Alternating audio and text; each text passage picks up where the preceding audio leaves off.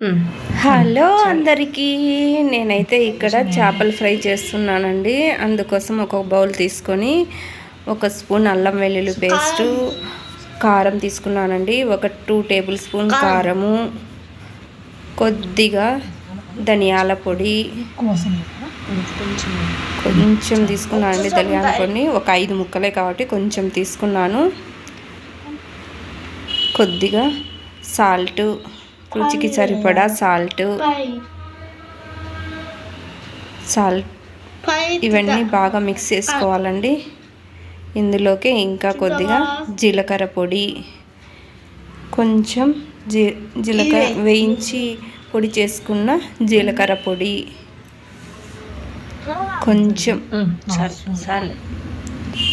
ఇంకా కొద్దిగా నిమ్మరసం, ఆయిల్ తీసుకోవాలండి. కొద్దిగా నిమ్మరసం, ఆయిల్ వేసుకొని బాగా కలుపుకోవాలి.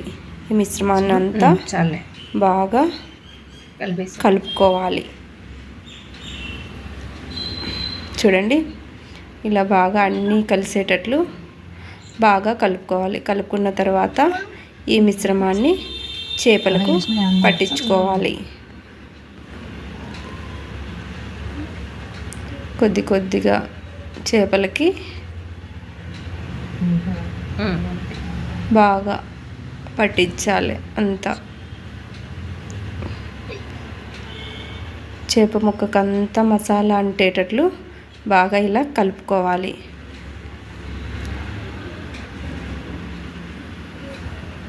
చూడండి, సైడ్స్కి లోపల అంతా ఈ మసాలా మిశ్రమాన్ని బాగా కలిపి పక్కన పెట్టుకోవాలి. ఈ చేప ముక్కలన్నిటిని,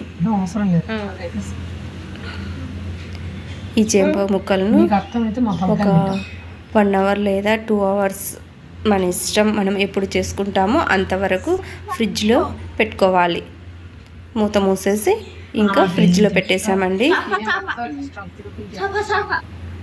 మేమైతే ఇంకా మూత మూసేసి ఫ్రిడ్జ్లో పెట్టేసాము. ఇంకా 1 అవర్ తర్వాత ప్యాన్ పెట్టేసి, ప్యాన్ హీట్ అయ్యాక ఒక 3-4 టేబుల్ స్పూన్స్ ఆయిల్ వేసానండి. ఈ ఆయిల్ హీట్ అయ్యాక చేప ముక్కలను ఇందులో ఫ్రై చేసుకోవాలి. చూడండి, ఆయిల్ హీట్ ఎక్కిందండి. ఇది చేప ముక్కలు పెట్టేస్తున్నాము. చూడండి, చేప ముక్కలు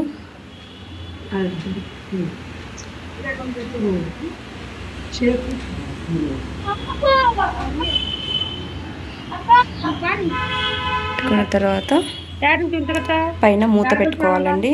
మూత పెట్టుకొని అటు ఇటు మార్చుకుంటూ కాల్చుకోవాలి. ఒక 20 మినిట్స్ పడుతుందండి ఈ చేపల ఫ్రై రెడీ అయ్యేకి.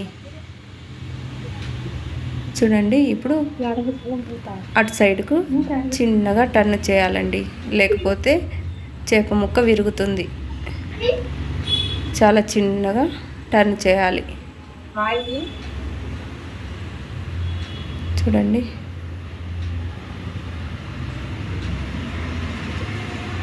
మళ్ళీ మూత పెట్టేసి యువతలన వేగనివ్వాలి. చూడండి, చేపల ఫ్రై రెడీ అయ్యింది. చూడండి, కలర్ కూడా మారింది. అటు ఇటు తిప్పుకుంటూ ఒక 20 మినిట్స్ మీడియం ఫ్లేమ్లో పెట్టుకొని చేసుకోవాలండి. చూడండి, చేపల fry ready. Please like, share, subscribe.